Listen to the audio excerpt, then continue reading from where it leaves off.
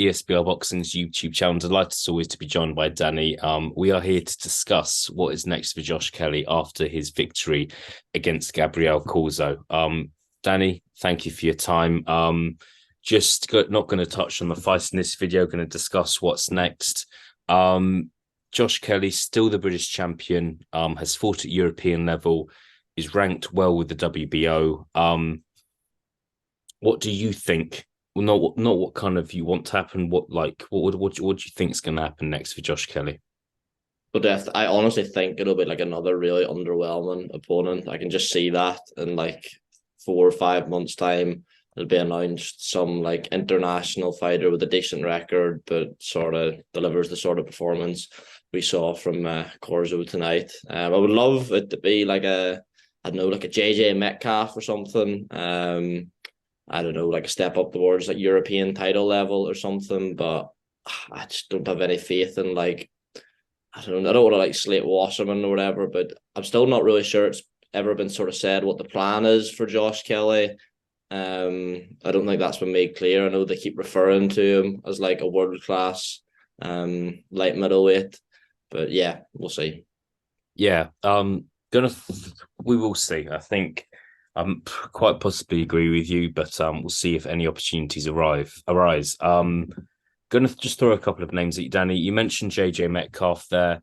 I think probably the two best super welterweights that Britain have to offer are those two.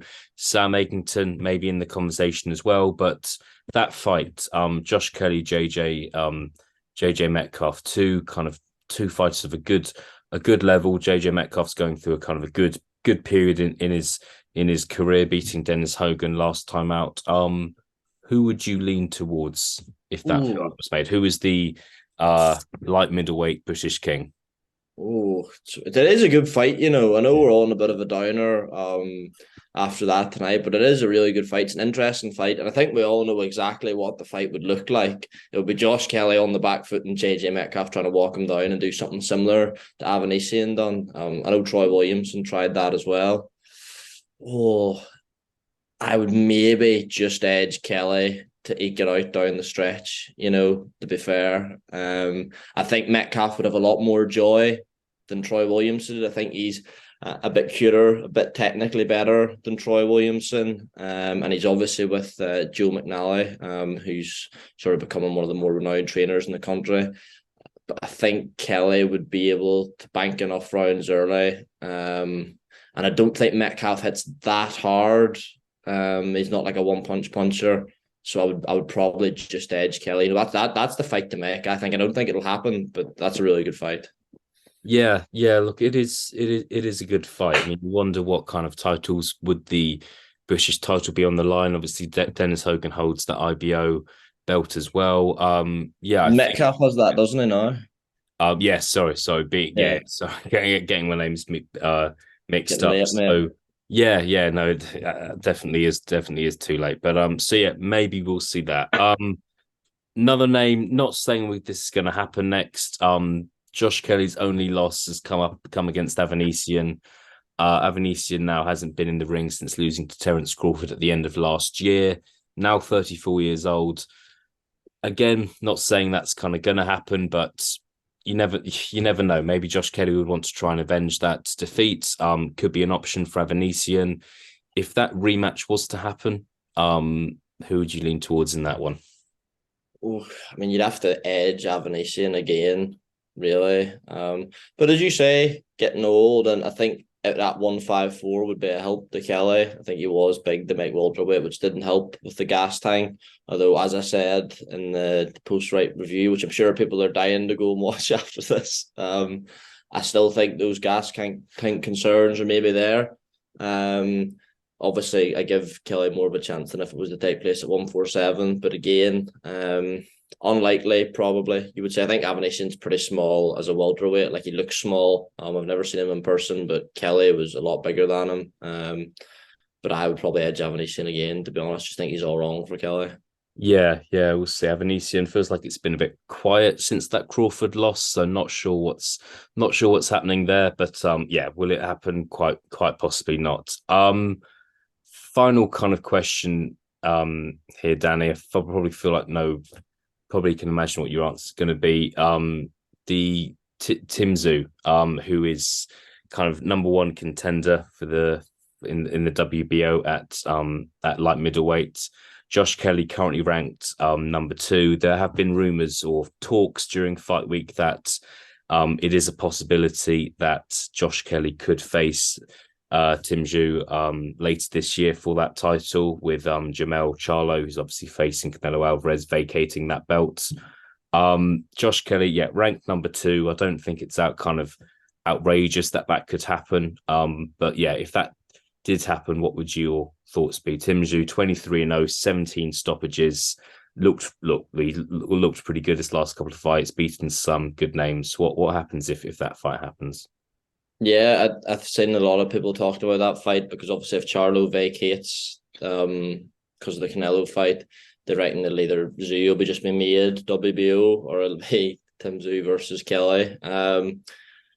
I'll just say it's a really, really, really tough fight for Kelly. I want to be respectful in case I ever bump into him or anything, but I would, if I was watching him, and I would keep Kelly well away from Tszyu. Like, he's still young enough. You don't need to be cashing out on him. Then there'll be another world title shot somewhere down the line. Because like as Tszyu's looked unbelievable in last fights. Tony Harrison fight I watched, that was a really, really, really impressive performance. I didn't actually see the Campos fight, but it was only a round, so I seen the stoppage, and that's basically it. And the Campos game would have been ranked as sort of a probably higher level than Kelly is now. So yeah, I would keep him well away from Tszyu. Because like as good as he's been, as impressive as he's been, how much money would that fight be for Josh Kelly? He's not like a huge name. I imagine he's becoming pretty big in Australia, but would that be a £1 million payday for Josh Kelly? I'd say probably not. So yeah, I would, even if you get ordered, I would give that a miss. Yeah, I think like it's Tszyu. I just think the form he's been in recently, it's not the right fight for Josh Kelly. No, stylistically horrible for him. Yeah, I don't particularly want to see that fight. We can only see one winner. Danny, been good to discuss this. I think Josh Kelly has picked up another win. Against Corzo. Was just there was a big difference in levels there, and we just want to see. You want to see this guy face someone who's on his level, whether that's a JJ Metcalf or an Avanesyan rematch or someone else on European level. Who knows? But I think Sam Eggington fight, I didn't think of that when you said it, is probably the fight, isn't it? It's that you could see happening and isn't actually that bad a fight. Yeah. I love Sam Eggington. Sam Eggington, like, you might laugh at this, Sam Eggington's my favorite British fighter. Not the most attractive of kind of styles, but look, he's entertaining. He's in good fights. Not got a fantastic records. So Sam Eggington against anybody, I would love to see. Again, Eggington's coming off that good win against Joe Pickford in Bournemouth. Yeah. You got to think he's going to be ready for another fight around the same time Josh Kelly is. Yeah, I would love to see that fight, and I'd pick Josh Kelly to win, but I don't think it would be easy for him. How about you? I'm not sure it'd be a really, really watchable fight, which is like you don't get any prizes for saying with a Sam Eggington fight. That fight could do all right down in like Birmingham or somewhere. I don't think, obviously we've seen how well Kelly sells in like the Northeast, but in Birmingham somewhere that could sell quite well, because like people sort of love to hate Kelly, don't they? And people they do know who he is, even though he's not like a big draw. I would favour Kelly as well, to be honest. Yeah, and it's two decent sized names in British boxing. I think JJ Metcalf he's just not as well known as kind of more kind of casual fans will have heard of Sam Eggington, will have heard of Josh Kelly. So maybe that's the fight. Look, with like doing a little bit of matchmaking here. So take our percent. Yeah, we'll see what happens. We will leave it there before people stop watching this video. Danny, thank you very much for your time. Appreciate it as always. We will see what's next for Josh Kelly, and I will speak to you again soon. No bother, mate. Thanks.